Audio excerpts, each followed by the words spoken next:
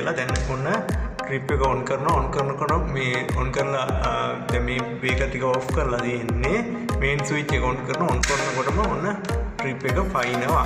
මේකට හේතු ගොඩක් තියෙන්න පුළුවන්. අපි බලමු එහෙනම් මේකේ ලෙඩේ හොයාගන්නේ කොහොමද කියලා. දැන් මේ ලයින් එක බේකර් ඔෆ් කරලා තියෙන හින්දා අනිවාර්යයෙන් මෙතනින් කරන්ට් එක ගිහින් එහෙම වෙන්න හේතුවක් නැහැ.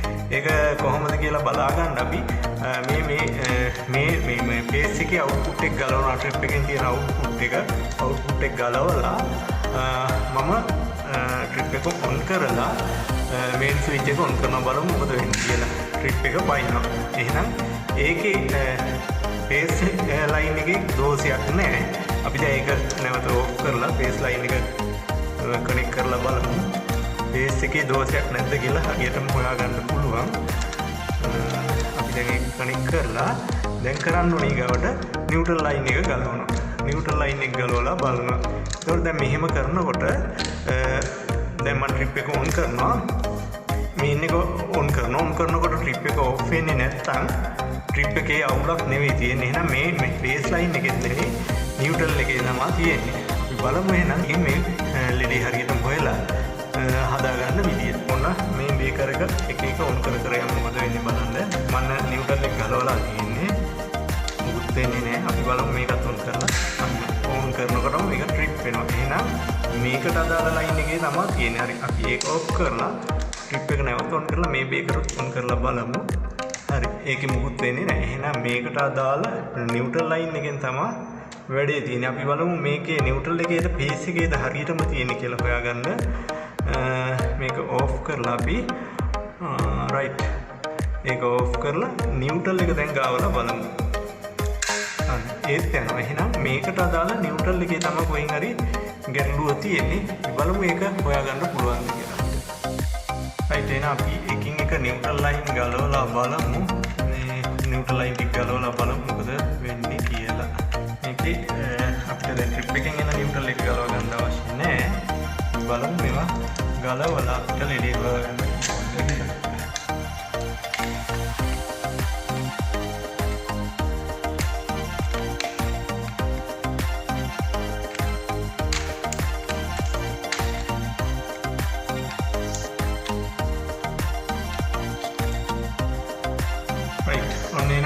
වයර් එකක් ගැලෙව්වා නියුට්‍රල් එකේ. අපි බලමු දැන් මේක ඔන් කරලා හරියයිද කියලා. නේ හරියන්නේ නැහැ. එහෙනම් අපි තව එකක් ගලවමු. රයිට්. එතන ඒකට වයර් කැලි 3ක් විතර සම්බන්ධ කරලා දීපුවා. මම ඒකත් ගැලෙව්වා. බලමු අපි දැන් ට්‍රිප් එක ඔන් කරලා ඒත් නෑ.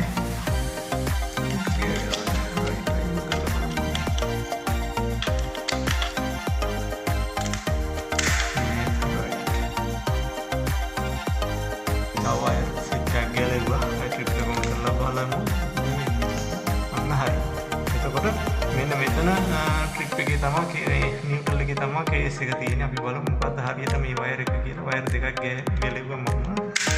මොකද්ද වයර් එක කියලා මම ට්‍රිප් එක ඔන් කරනවා නැවත.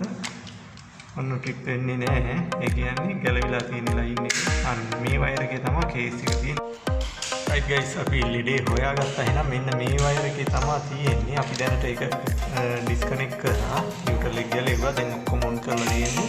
ඔන්න ට්‍රිප් එකේ දුන්න වැඩ මේ කරන්ට් එකක් පත්තු වෙනවා. මේ ලයිට් පත්තු වෙනවා. එහෙනම් මේකේ ලෙඩේ හොයාගන්න ඕනේ. හැබැයි මෙතන මේ බේස් වයර් එකක් තමයි තියෙන්නේ. අපි බලමු ඉතින් මේ ලෙඩේ හොයාගන්න පුළුවන් වේද කියලා. දැන් නම් මට බෑ. මම ආපු ගමන් මේ පන්සලට මේ වැඩේ කරලා දෙන්න කිව්වේ. අලුත් ගෙනාවෙත් නැහැ. මේ විහාරකේ තමයි කරන්ට් එක තිබ්බේ. මේ නියුට්‍රල් ලයින් එකට මේ බේස් එක නියුට්‍රල් එකක් විදිහට දීලා ඉතින් බලන්න වයරින් කරන එකේ දෝෂ කියන්නේ මේ නියුට්‍රල් මේ බේස් වයර් එකක් නැතරතු වයර් එකක් තමයි නියුට්‍රල් එකට දීලා තියෙන්නේ. මේක ඇත්තටම නියුට්‍රල් එකක්ද බේස් එකක්ද කියලා හිතාගන්න බැහැ. නමුත් මම අද අඬුවක් මොකුත් දිනාවෙත් නැහැ. මේ පන්සලෙම තමයි ටෙස්ට් එකක් මල් ස්ක්‍රූප්නියක් ඉල්ලගෙන වැඩේ කරේ.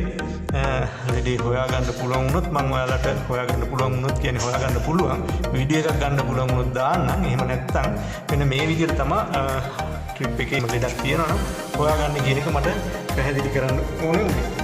එහෙනම් මේ ගිහින් එන්න තමයි වැඩි. මෙන්න විහාරගේ. right. බඩනේ කිව්වේ